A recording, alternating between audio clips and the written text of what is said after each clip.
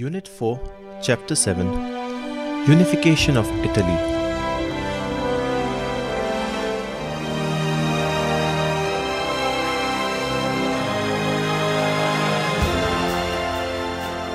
Introduction. After the fall of the Western Roman Empire, Italy gradually developed into a system of city-states. This system lasted throughout the Renaissance but began to deteriorate with the rise of modern nation-states in the early modern period. Italy, including the Papal States, then became the site of fights between the major powers, notably the Holy Roman Empire, later called Austria, and France.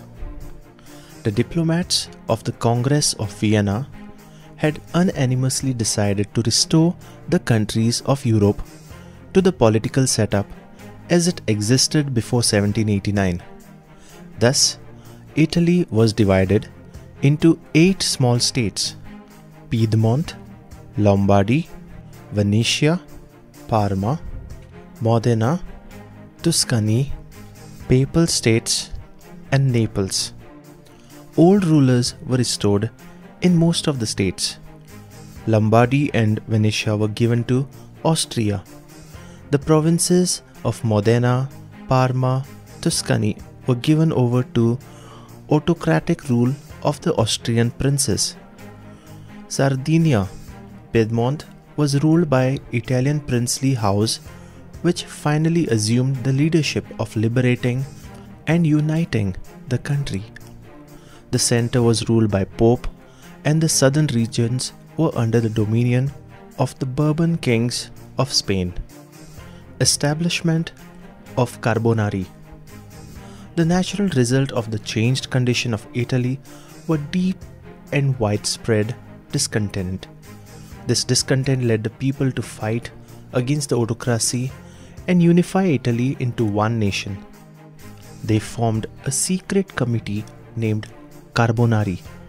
The main aim of CARBONARI was to achieve the constitutional liberty and to drive the aliens out of Italy.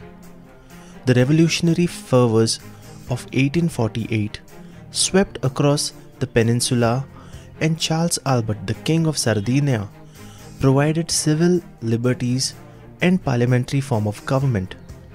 It was evident that Italians were as interested in nationalism as in liberalism.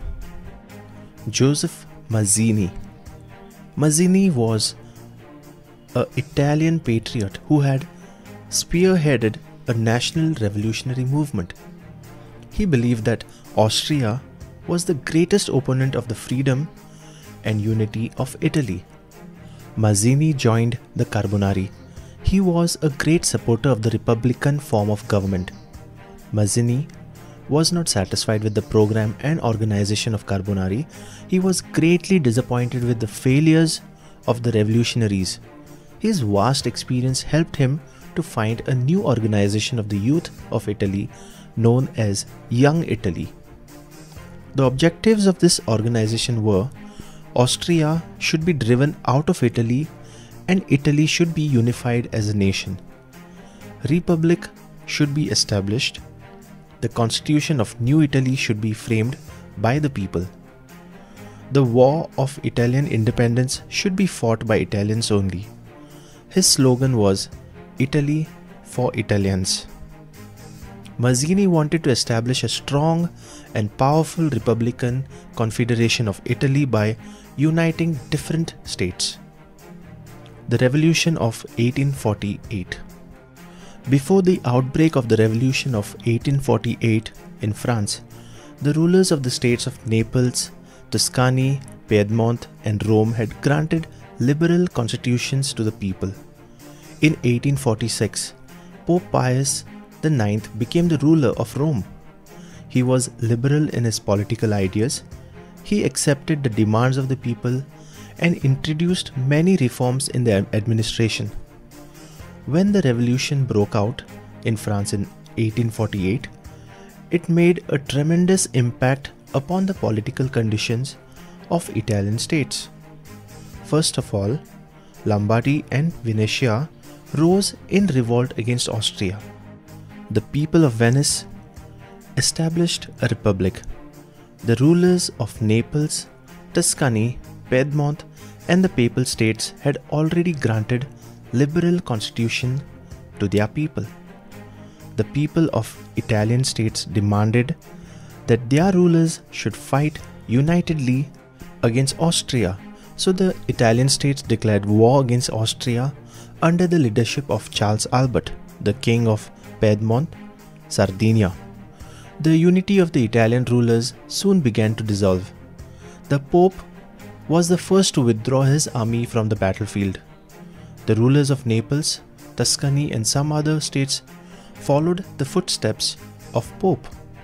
The result was that King Charles Albert was defeated by Austria at Novara on 23rd of March 1849. He abdicated his throne in favor of his son Victor Emmanuel II.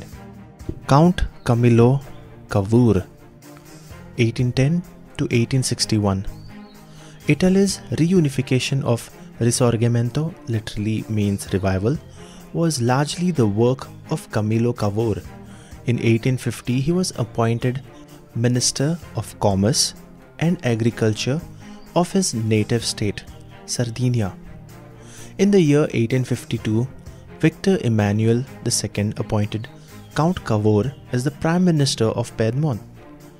Count Cavour saw that Sardinia must be developed internally before it could make any moves against the Austrians, because it controlled most of the northern Italy and the Bourbons ruled the kingdom of the two Sicilies in the south. To that end, he reorganized Sardinia's treasury, tax system and banking system, and then got foreign loans in order to build railroads and industries. The main aim of Cavour's policy was to drive Austrians out of Italy.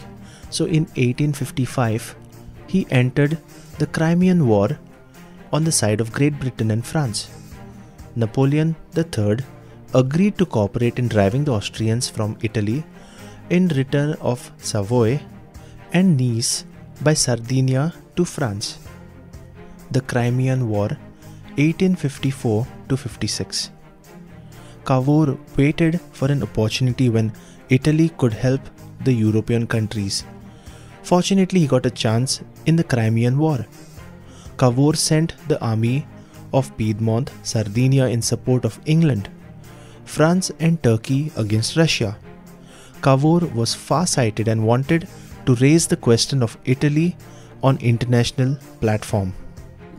Giuseppe Garibaldi. A great patriot of his time, Garibaldi was also influenced by the ideas of Mazzini, and he joined the Young Italy.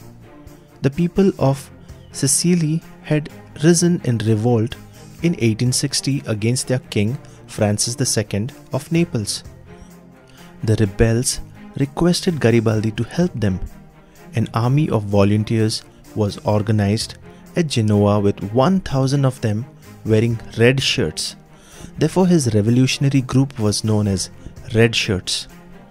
Garibaldi conquered southern Italy, that is Naples and Sicily. By November 1860, the whole kingdom of Francis II had fallen to Garibaldi. He had first intended to convert the territory into an independent republic, but was finally persuaded to surrender it to the kingdom of Sardinia. With most of the peninsula now united under a single rule, Victor Emmanuel II, King of Sardinia, assumed the title of King of Italy on 17th March 1861. The unification of Italy was completed in 1870 when Napoleon III was forced to withdraw the French troops from Rome, which was stationed there since 1849. This was due to the fact that Napoleon had to fight against Prussia and it was necessary to collect troops from everywhere. In 1861, Victor Emmanuel II assumed the title King of Italy. In 1866, Italy got most of Venetia after Prussia defeated Austria, and in 1870, Due to another war between Prussia and France, Italy was able to enter Rome and exercise its control. Early in 1871, Rome became the capital of liberated and united Italy.